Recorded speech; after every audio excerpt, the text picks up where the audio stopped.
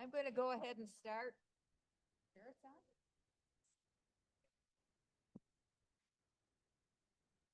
I think so. Okay.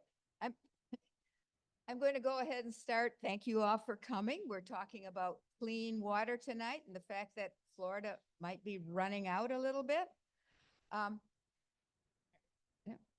Okay, I want to point out that at the back table, my friend Kim Lepore is collecting petitions, and I see many people are signing them. This has to do with the right to clean and healthy water in Florida. I'll just read the first sentence of the petition. This amendment creates an enforceable fundamental right to clean and healthy water, authorizing a person to sue for equitable relief when a state executive agency, by action or inaction, allows harm or threat to Florida waters. I will not say the word Nestle. I won't say that word. Oh. This petition went around a couple of years ago, and I think Kim told me it was supposed to get 600,000 signatures. And then the governor decided, no, it really needs 900,000 signatures. So they've had to start all over again. So, all right. And now my friend, Bob Palmer, is going to introduce our speaker tonight. You have to get on your knees to use that microphone. Just pull it out. Thank you, Mary. We have Stacy Greco here today from Alachua County talking about water conservation and why it matters. And let me just say, first off, Stacy is great. And you will appreciate what she has to say. She really is. We need more people in government like Stacy. I'm going to say, I don't want to steal Stacy's thunder, but a couple of words about why conservation matters. The northern border of this county, Alachua County, is the Santa Fe River. The state has determined the Santa Fe River does not have enough water in it to satisfy people and the environment. And so they're trying to figure out how to add water, which, water's hard to create, but that's where we are with the Santa Fe. In the southern part of this county, most of it, people don't realize, actually drains down to Silver Springs and Silver River from Alachua County. And that's another spring and river that does not have enough water. So conservation is important for all of us. Oak Hammock residents, farmers, everybody, in case, I'm sure Stacy will elaborate on that. So Stacy's bio. Stacy currently serves as Alachua County's Water Resource Program Manager with the county's Environmental Protection Department, where she has worked to protect our water resources for 20 years. She got a BS in environmental science from Warren Wilson College in Asheville, North Carolina, prior to obtaining her MS in environmental engineering sciences from the University of Florida. Her passion is applying social marketing techniques to change behaviors to those that protect our water. Stacy also loves exploring our water by paddlecraft, which I think is stand-up boards and kayaks both. And she didn't put it in her bio, but Stacy is a musician. She plays ukulele and banjo with the Tom Smith Band, which is appearing for your enjoyment on December 8th at the Fourth Avenue Food Park from 11 to 2. So if you want to see Stacy in a little more hair down kind of environmental, her hair is down, but go in December 8th to Fourth Avenue Food Park and listen to the Tom Smith Band, where she will be plucking ukuleles and banjos. Just a word about the department. For those of you that may not know, the department where Stacy works, which is the Environmental Protection Department of this county, I think it's the best environmental protection department of any county in the state. It's very environmentally conscious and serious. Couple of things EPA has done in recent years. There was a massive phosphate mine that was proposed in Union and Bradford County to our north, right on the banks of the Santa Fe River.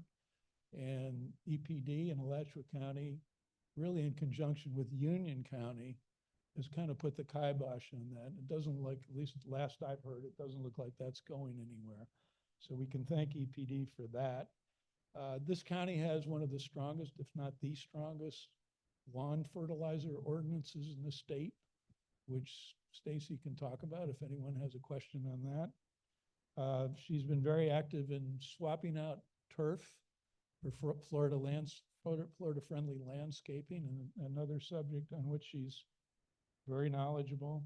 And finally, I'm on the board of the Florida Springs Council. We have a very close collaborative relationship with the county, mostly with Stacy, on making sure we hold the state accountable in terms of water quantity and water quality in Florida Springs.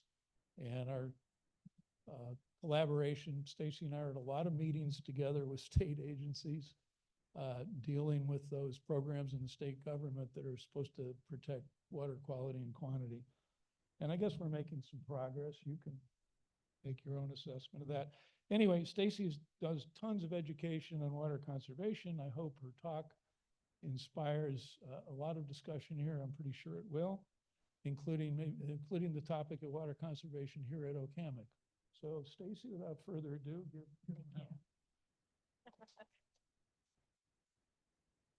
Thank you. Thank you for the invitation, Mary, and the introduction, Bob. And if you could get my presentation up back there. Yeah, that would be great. Thank you. And I'm fine with, if you have questions while we're going, feel free to raise your hand or blurt them out and we can be interactive like that. But I'm really excited to be here. I'm very blessed to work for the county's Environmental Protection Department. I've been there 20 years, as Bob said, and we've had the political will.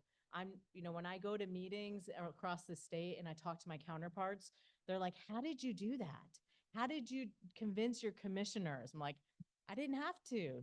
We have the political will here to really protect our environment. So it's a really lucky place for me to be. So today I'm really going to talk about water use, so water conservation, even though I love to talk about fertilizer, not on the program today, but I would be happy to answer questions. Oh, and we have calendars in the back. They're from an art contest we do with kids. They're really great. And some other stickers and magnets. So help yourself to any of those materials. I don't want to bring them back. All right, let's see. I probably have to point to you to get it to work.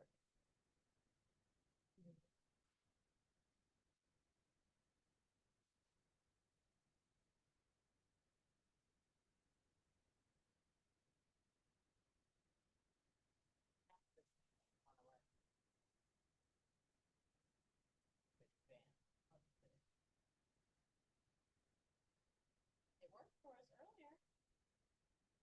Did we maybe take the thing out that it talked to? No.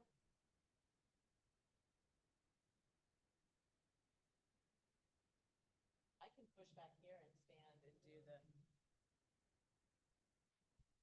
Nothing like technical difficulties. I'm fine to stand here and I can just do it from your keyboard.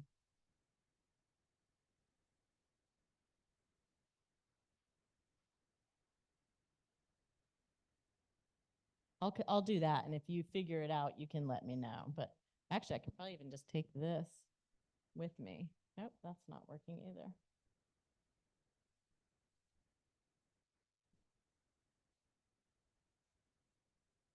Is it? Does it have to do with the Zoom sometime?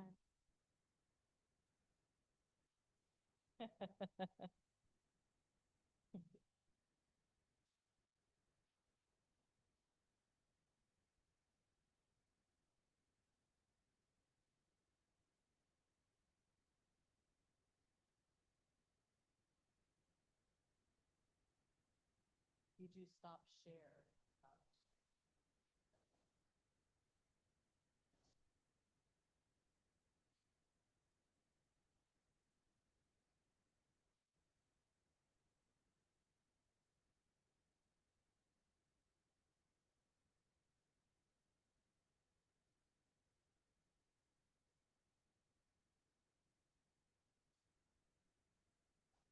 Now it's working.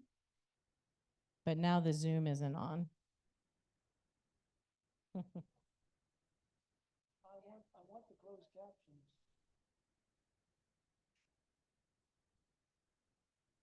So while he's figuring that out, raise your hand if you've gone to any of our local springs.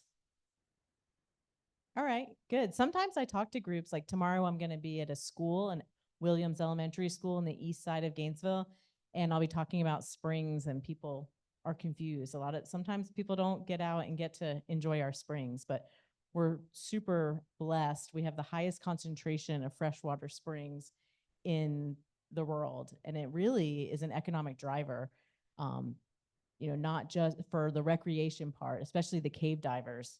That's an expensive sport, and they come here and they stay in the hotels and they eat at all the restaurants, and it's really got a big economic impact. But if we don't have healthy water bodies and enough water, then we don't have those springs and we don't have that economic driver.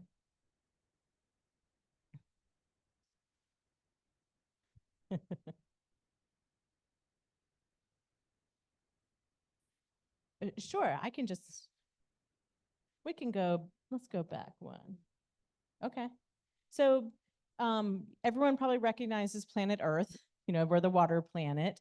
But unfortunately, less than 1% of the water on this planet is readily available for humans, because it's in the polar ice caps, it's in very deep groundwater, it's salt water. So we might have this feeling of having plenty of water, but really it's way limited. Thank you so much.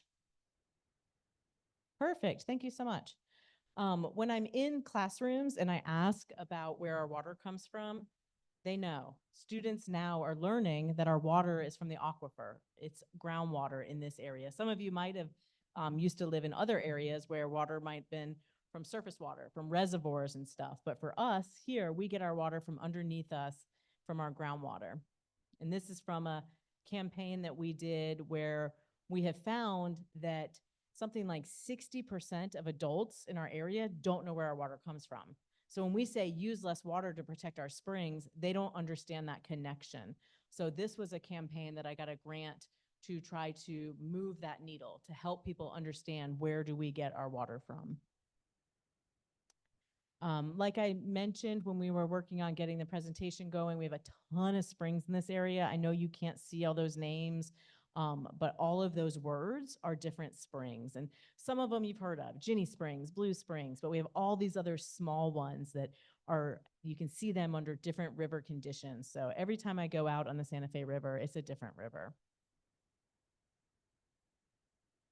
So the big picture, Bob alluded to a lot happening here in the state. So in 2023, we just redid the North Florida Regional Water Supply Plan. And I'm just going to show you a map real quickly. So this area is what's included in it. So it's a fairly large area. It goes all the way to the coast, and it includes Sewanee County. Alachua is right in the middle there. So that area is called the North Florida area. And in this plan, they're projecting growth by 1 million people by 2045. And that's a 49% increase.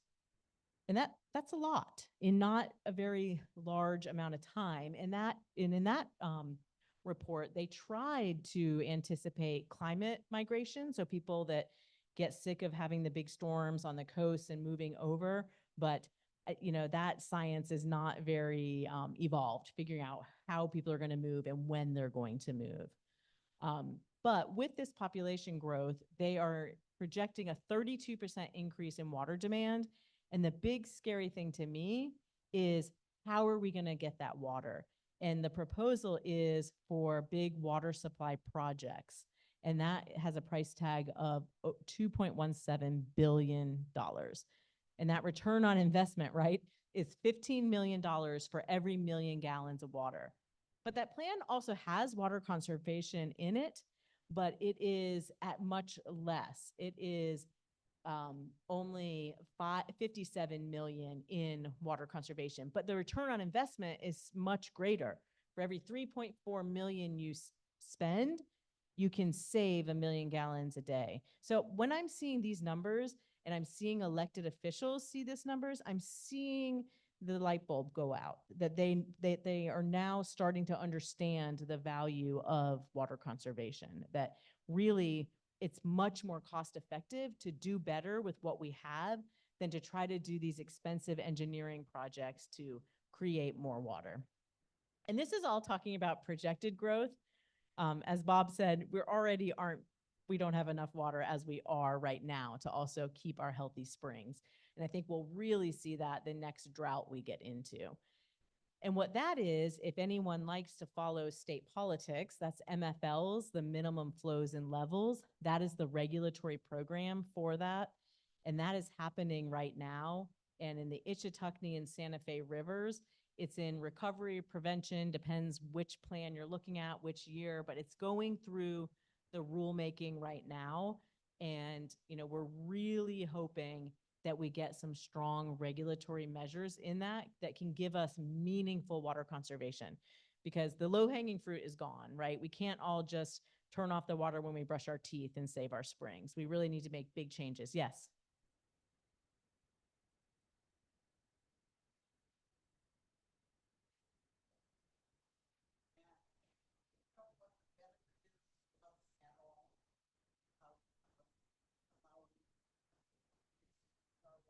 Yes, the question was about commercial use, and that's the next slide, so thank you very much.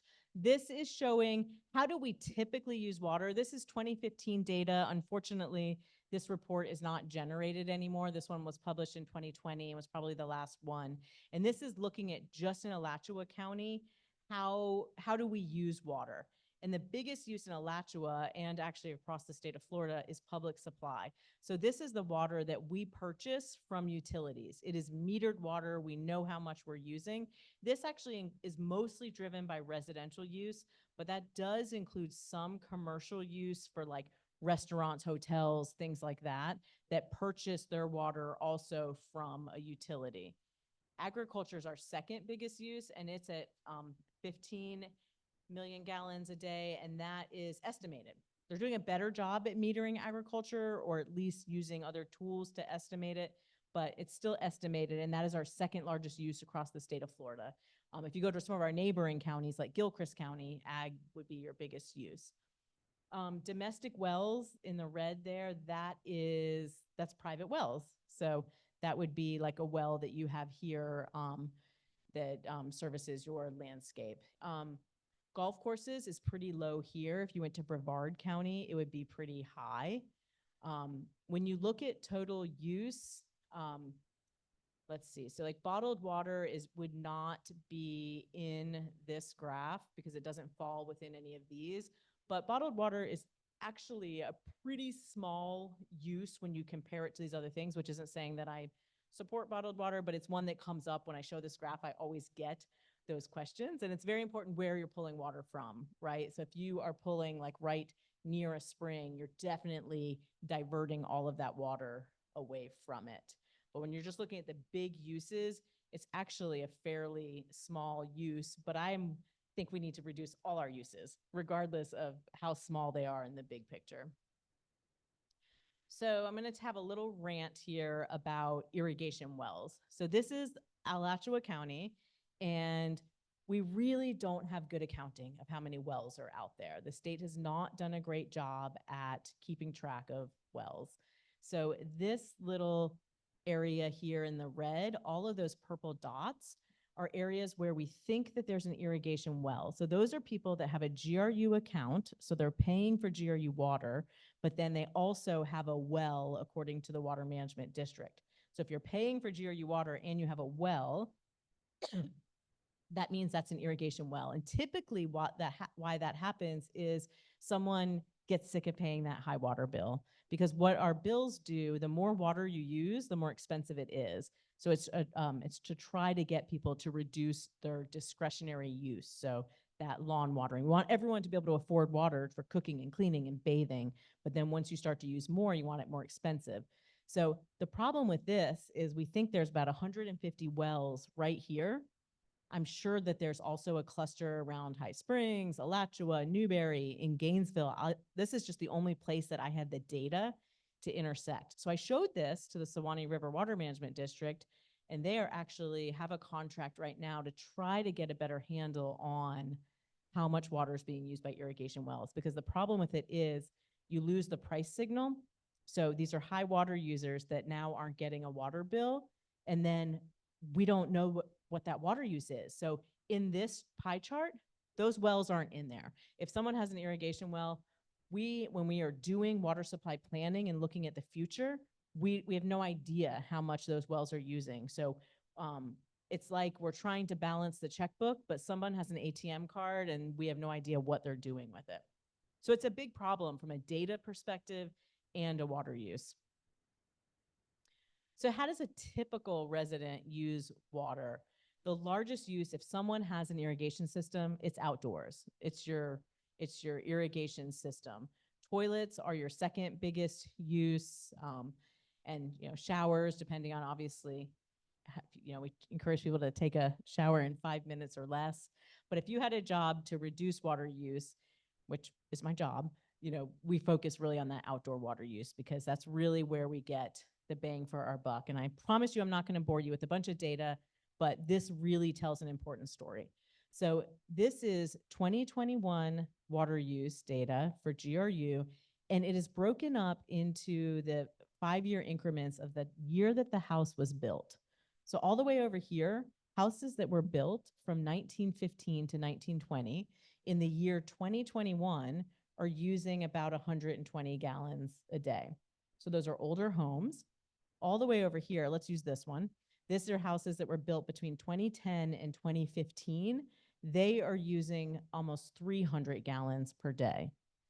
And why that's happening is this orange line. You like my orange and blue there? So the orange is the percent of houses that have irrigation systems. So at some point in the 90s, well, 80s, we decided that irrigation was cool and every new home was going to have irrigation. But what's happening with that is it's driving up water use. So all those savings that we thought we would get with the EPA water sense, the low flow shower heads, the low flow toilets, and all of that is being trumped by outdoor water use, by all of those irrigation systems. And if graphs aren't your thing, here's some pictures. So this is showing basically on average, when you turn on the average irrigation system, the average size yard, that the irrigation system uses about 1,000 gallons. And that's just every time it gets put on. We run into people that run their systems 5 days a week. So that would be 5,000 gallons. And to put this into perspective, so every time that irrigation system turns on, that's about the same thing as doing 37 loads of laundry or taking a shower for 8 hours. So that really puts it in perspective, right? I mean, it's good for us to do that indoor water conservation. I know it takes a long time. I heard that it takes a long time for your hot water to get heated up here and that you feel guilty running that water while that shower, you're waiting for it to get warm. You could put a bucket and use that water to, water a plant or flush your toilet. But in the big scheme of things, turning on that irrigation once is like leaving that shower on all day. So what is Alachua County doing about it? So we do education, we have incentive programs, we do regulations, we've got that big R word. With our education, we do community events, things like this. We do, we partner with the Springs Council and we have celebrations. We do a lot of paid social media. And with that, we're able to target our high water users. We know their zip codes, we know where they are, and we're able to do targeted messaging. And we're really careful about what we say to people. So for example, irrigation restrictions just changed to once a week. We remind people that that's the maximum, that really for water conservation, turn the system off and just water if needed, if it's starting to look like your landscape is suffering. Here's our new winter watering campaign. It might play, it might not. Let's see what happens. It's not that important, but it's fun. Let's see. Yep.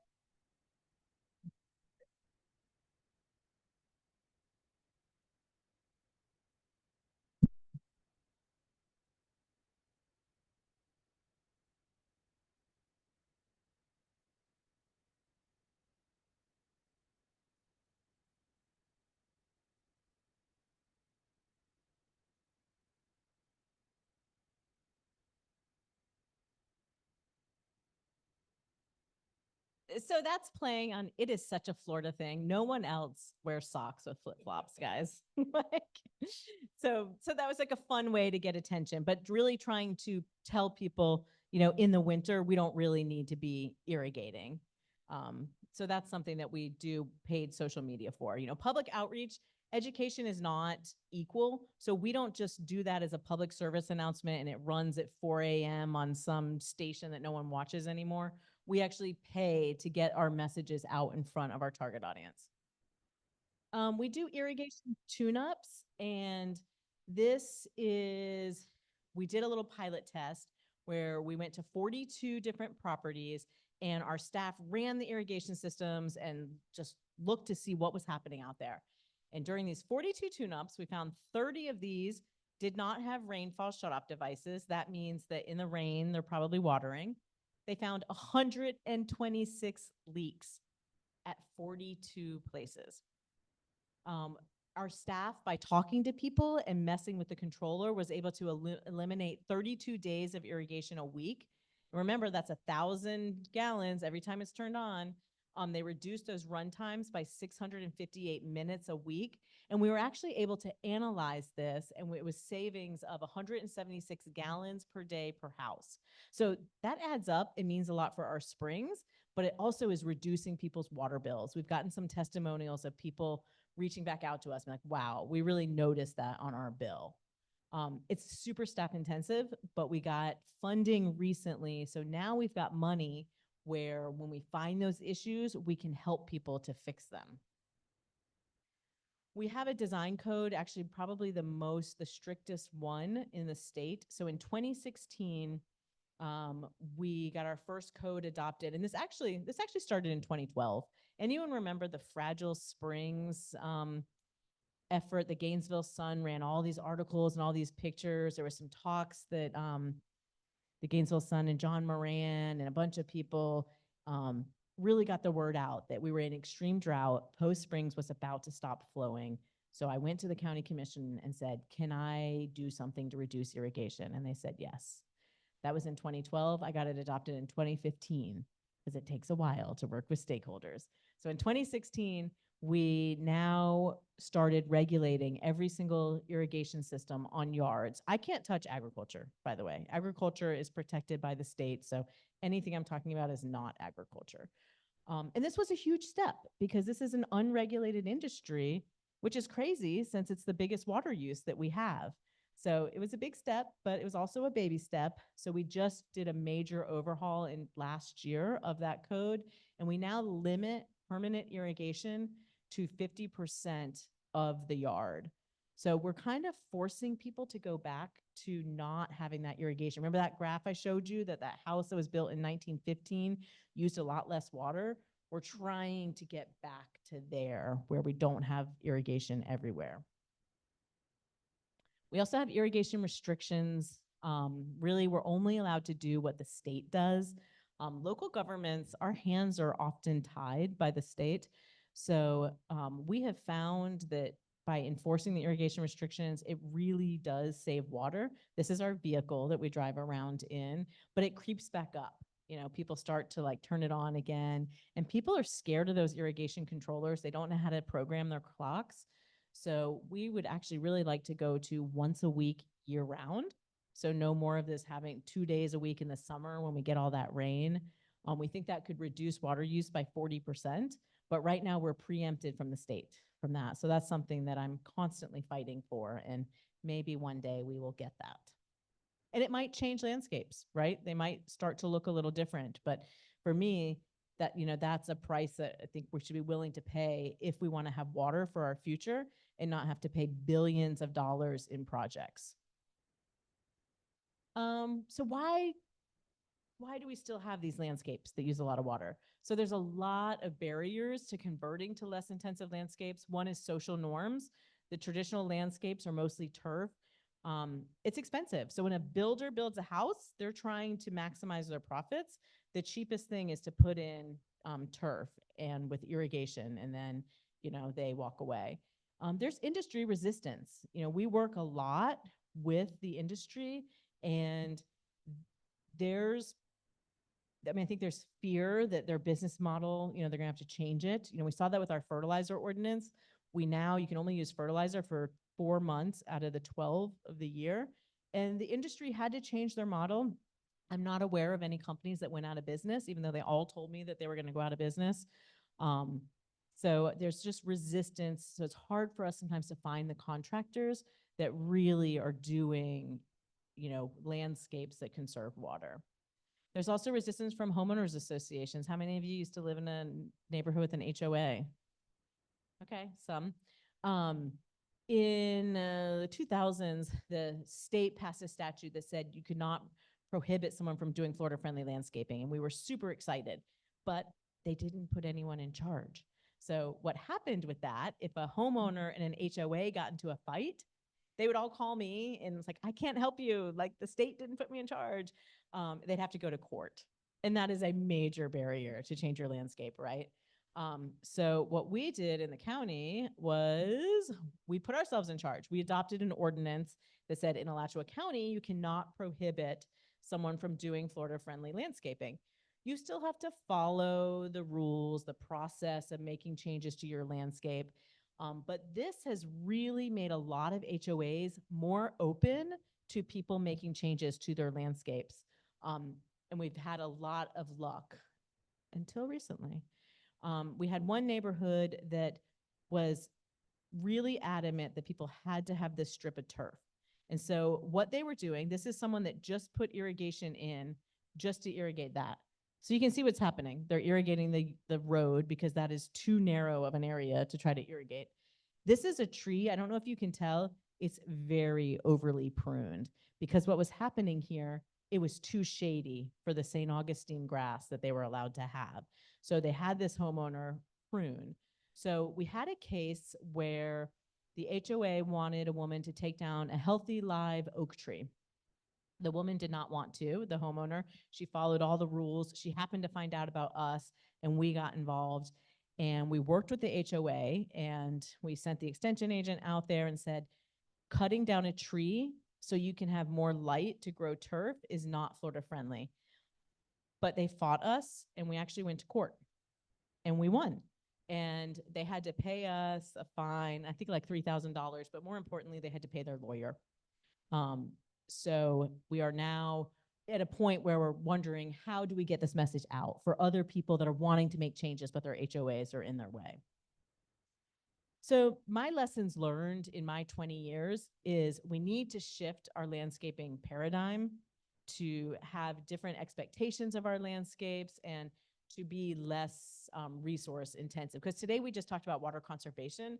We didn't talk about the water quality side of it. So these highly manicured landscapes also tend to use a lot of pesticides, herbicides, and fertilizer. So they can have that water quality impact also. Voluntary alone does not work. I am someone that thinks we need regulatory programs with voluntary. We had the voluntary Florida Water Star program before we got our irrigation design code adopted. There were no houses in Florida, in Alachua County, built to that standard. So when the builders really pushed back on our design code and said, give us a voluntary program, I said, you've had one for 10 years and I've been offering rebates and no one has done it. So here is your regulatory program. Irrigation increases water use trends. So, we really need to, and playing with the data, what decreases irrigation, it's tricky. It's constantly, you have to do all these repairs. And that's one thing we're really working on with people is doing repairs. But it feels like we're just chasing our tail, right? Because people are constantly having to maintain it. So if we can stop the irrigation from going in the first place, then we don't have to fight this battle. Because also homes change owners, right? So we get someone trained and then they move and then the new owner turns the system on. So we need that constant education, retrofits, and repairs. And then finally, allowing irrigation wells really undermines water conservation. Water pricing is our best tool to get people to use less water. But if someone can just go put a well in and not pay for that water and have no idea how much they're using, then that undermines everything else we're doing.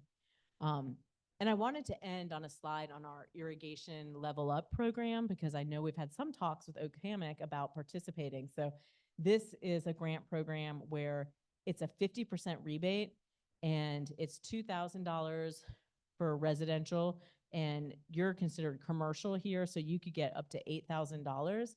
And some of the things that we've seen just doing like a tour of this area is things like separating zones. So if you have an area where you plant some annuals every year because they're pretty, but it's on a big zone that's irrigating a lot of old established vegetation, every time you turn that on for those new annuals, it's irrigating everything and it's wasting a lot of water. Capping heads, no need to water established counties, they don't need it. And we also, for places that are on wells, really want to do an irrigation meter so that we can report to the state on our savings, and so that we know. Because if we do all these things and we give someone $8,000 and we don't save water, then we need to do better next time and not waste the state's money. So the goal of this program is to conserve water. So we're really targeting high water users with it, and participation's been pretty low because voluntary programs are really challenging to get people to participate. This is my information. I also have cards in the back, and I'm happy to answer any questions and have dialogue. I did see you had one here, and then we'll go to the second row. Oh, you want to do?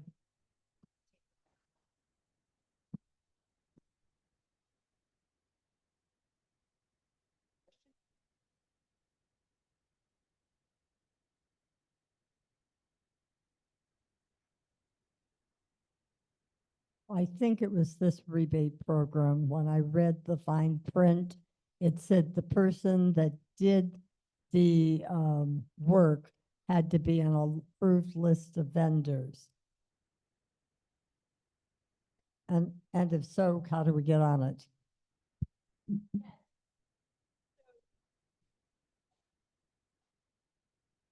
Well, yeah, okay. Do you want me to use, do you have another one? Okay. So with our turf swap program, that was definitely it, that we need to know that the contractors doing the work know what we want them to do and that they know how to save water.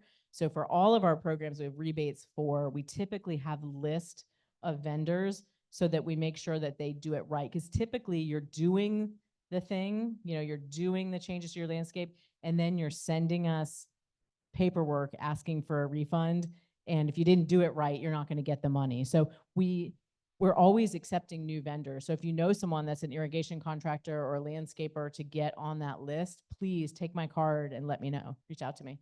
Thank you. A couple of questions.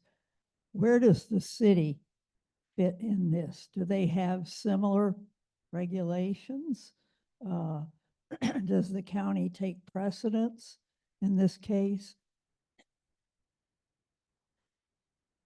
And the next question is, a lot of the irrigation wells are put in the servicial aquifer. So if they're not on city water, which is aquifer water, I mean, it's still water use, one interconnected with the other, but how does that work? Yeah, so the city of Gainesville, most of the county's rules for like water use for like the irrigation systems and fertilizer apply within all the municipalities, because we have Charter Amendment 1 that makes it so that our rules apply. And the city of Gainesville, actually, they only have one environmental staff, where we're a whole department of 40 something people. So we do a lot on behalf of the city. So everything I've talked about today applies within the city of Gainesville and all of the other cities within the county. And then the question about if you have a well that's in the surficial, so not a deep well that's getting into the Floridan aquifer. I mean, there is an argument that on some levels, wells can be efficient because you're not then using city water that's been treated with these chemicals and transported and then put there. And I would be supportive of that if we were more responsible for our water. But I think most people, if they're not paying for it, they don't see the value of that resource. So I think needing to meter it and know how much people are using to get people to have that conservation. And I will also say, if you're using water from the superficial aquifer, that's water that will never recharge into a deeper aquifers, and that can start to impact wetlands and some of our lakes and our surface waters. But it's a great question, and I get into this debate all the time. Other questions?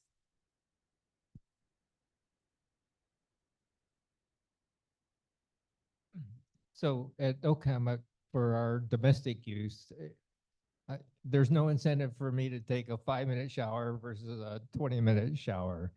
But what would be the biggest savings that we could do? Reduce the amount of turf, or turn off irrigation, or water less frequently? Yeah, and I would say the incentive to save waters at your individual residences, even though you're not paying that water bill, is just to know that you're doing the right thing and that you're reducing that impact on our resources. But you're right, you're not going to see that financial impact. But collectively, I mean, one, we don't know how much water you're using on your landscape, because I think that there are 3 wells. They don't have consumptive use permits because the way that the state does well permitting, you're under a threshold that you didn't have to do that. So it's not metered. So we don't know how much you're using. But based on what I do know from houses that we go to that are metered is, yeah, turn off any zone that you can. You know, if you're watering anything that's established, it doesn't need water. So you can turn off a whole zone, making more zones. So if there is an area that, you know, for some reason someone's very attached to having a water loving plant there, you know, then that's only that water loving plant is getting watered and not, you know, an acre or 2 acres. So capping heads, turning the system off, and, you know, looking at if you do have plants that are water hogs really needing that water, like how important is that? Like, because there's lots of beautiful plants that don't need a lot of water. I'm going to take a chance here. I have a question for Bill Griffin, who is here tonight. I'm wondering if you happen to know how much we pay to the city of Gainesville for water every month. Okay. Bill said he doesn't have it, but he'll get it to you. Yeah, that would be nice to know. And there's a question here, Mary.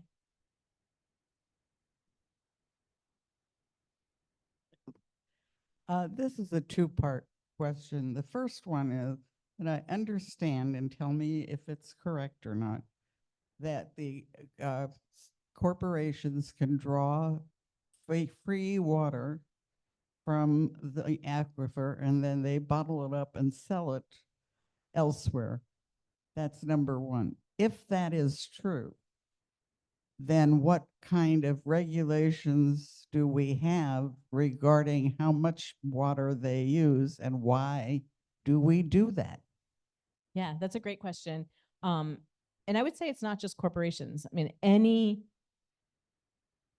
well is using water and not paying for it. So any farm, they're just growing water. They're using water and put it in watermelons and selling it to us as watermelons rather than bottled water.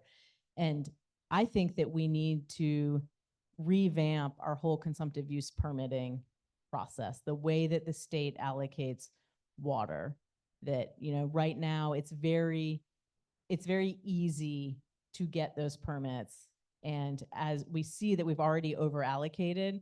So, but what we need to happen is we need changes at the legislature level. It seems to me it would be very profitable to create our own bottling plant and sell Alachua County water. It was with Stacy's indulgence, I'll make a quick comment. We sued on the Nestle permit, Florida Springs Council. And it's now Blue Triton. Nestle divested themselves of all their water operations in North America, but it wasn't free. Their permit was $150. So they can pump 1 million gallons a day for 20 years, but they had to pay $150. So, you know, it's not free. But anyway, the point was we lost the case. And I thought we'd lose the case. And the reason we lost it is the rules that the Water Management Districts write, in this case, the Suwannee Water Management District, made it clear that their application was legal. The problem is their rules are terrible. Their rules say that any permit has to be, quote, consistent with the public interest. We were trying to make an argument this permit is not consistent with the public interest. There were 20,000 comments the district got. They were all, every one of them was negative, but they concluded that 20,000 comments had no relation to the public interest. So that's what the judge concluded. So if we're going to fight that, we actually have to change the district's rule, because under the existing rule, the permit was granted legally.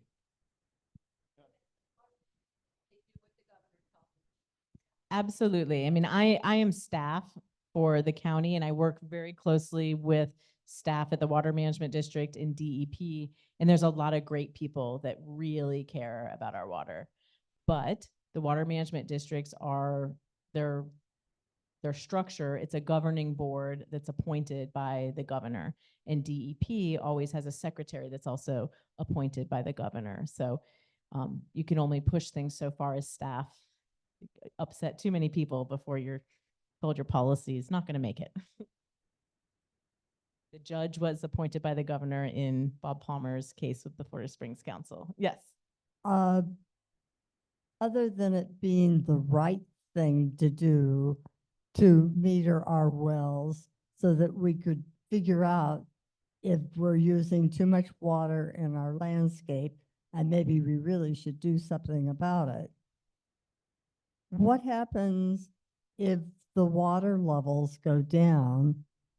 Then will we have to dig new wells, or what, is there another aquifer under the aquifer? That's a great question. And it's definitely, so in the consumptive use permitting process, one of the things is new permits are not supposed to impact existing permits. But, all of that is based on models, and we also have extreme droughts, and we know that's going to get worse with climate change. So yes, people's wells can go dry. And if your well goes dry, you dig a deeper well and you may or may not hit water, but that's a big expense. And that's a big worry for some of our folks that live in rural areas, that installing a new well is just not in their budget. That is a concern. And you want to. For the most part, I think you're preaching to the choir. But and I think your idea of putting a bucket under your shower head until the water gets hot is a fabulous idea. My big concern is not so much our residents, but we have help who continue to leave the water running when they're, rinsing off a countertop. And this I'm addressing to Bill. These are the people who should be listening to your talk. Yeah, and that's a big thing in restaurants. One way that restaurants save water, because you need to balance safety, washing your hands. A lot of times in restaurants, they'll just leave water running so they don't have to turn it on and off with foot pedals so there are some solutions there, like in our kitchens and things like that. Yeah. Another question. Sorry, just a comment. We really do not need 20-minute showers.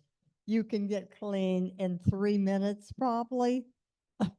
So one of my projects that I did one year was a water conservation challenge with sororities. And the biggest thing we did was trying to get them all to do showers in 5 minutes or less.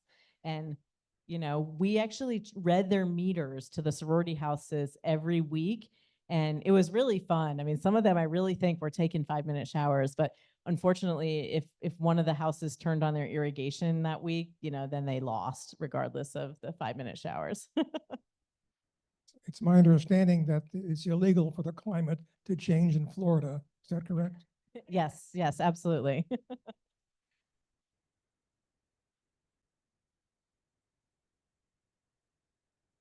The answer to the problem of the length of showers is to change it to no more than once a week. Preferably once a month. You guys are going to get me fired. I mean, and there are things, depending on where you live, you've probably heard, am I going to say this in a mic? Are we still recording? If it's yellow, let it mellow. If it's brown, flush it down.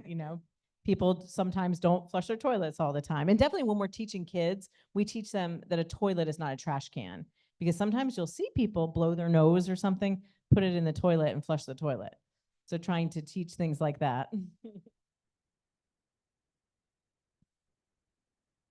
Any other questions? There's one in the back there. And this has been great. I really appreciate the questions and everyone coming out tonight. Yeah.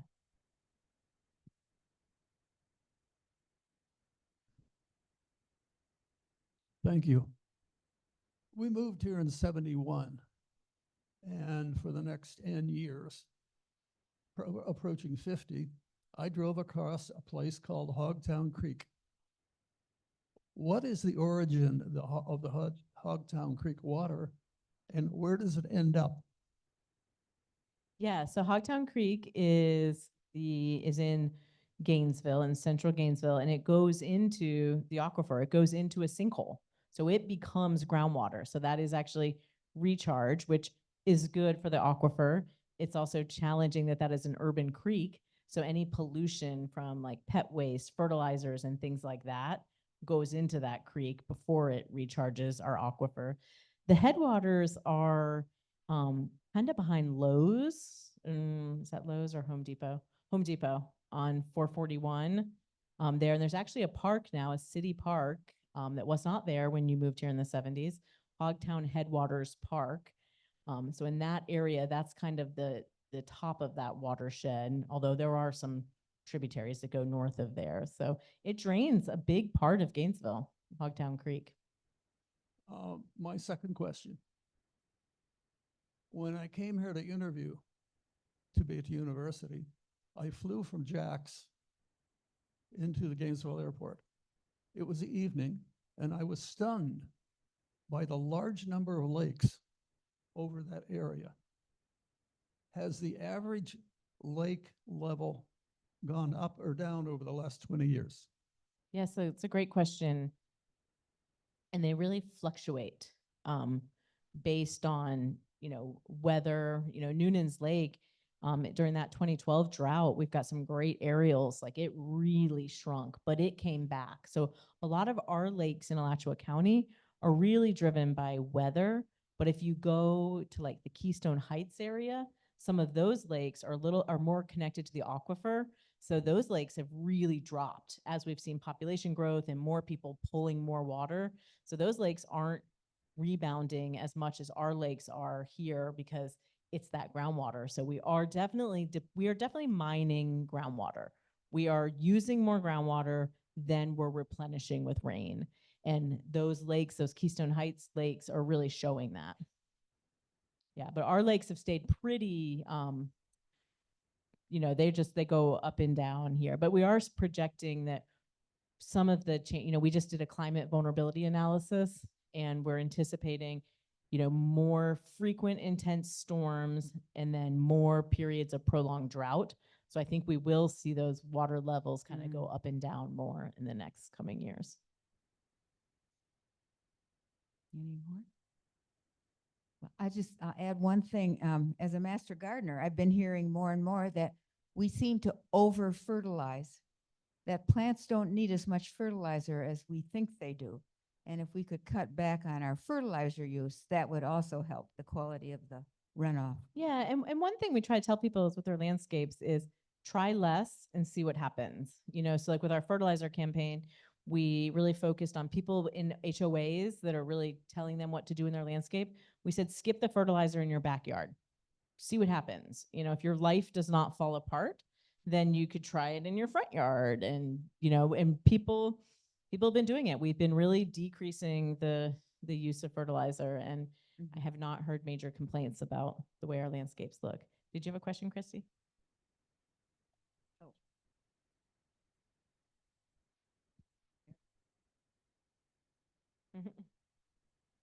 Thank you. That was a great talk. Jacksonville is really sucking up water from the east side of the county, correct? Yeah, so we've seen the groundwater divide shift. So water that used to flow to the Santa Fe River into our springs is now getting pulled into Nassau County. So, from growth there, there's the paper mills there and all of that. So that is something that we have been seeing. I haven't seen anything, that data from that is about 15 years old. I'd love to see a new study on that, but I think a lot of that, it's hard to fund those types of studies right now because I think a lot of people with all the money don't want to know. The less you know, the easier it is to get away with it. So, but the question I had I'm being a pessimist here. It's like, what's the point of our trying to conserve when we just have the water stolen from us from someplace else? How do we address that?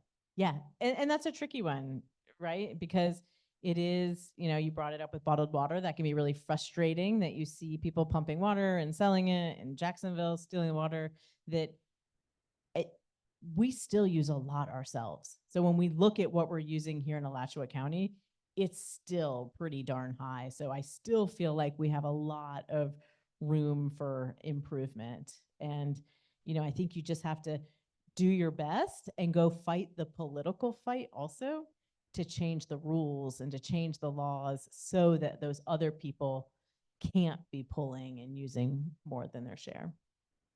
Yeah. But that is a hard question. Well, Stacy, thank you very much for the presentation. And by all the questions, you can tell how interested we are. And if you haven't signed the petition for Kim in the back and decided you would like to, go ahead and stop by and sign it for her. Thank you very much for coming. And take the calendars and magnets and stickers. Thank you. Thank you.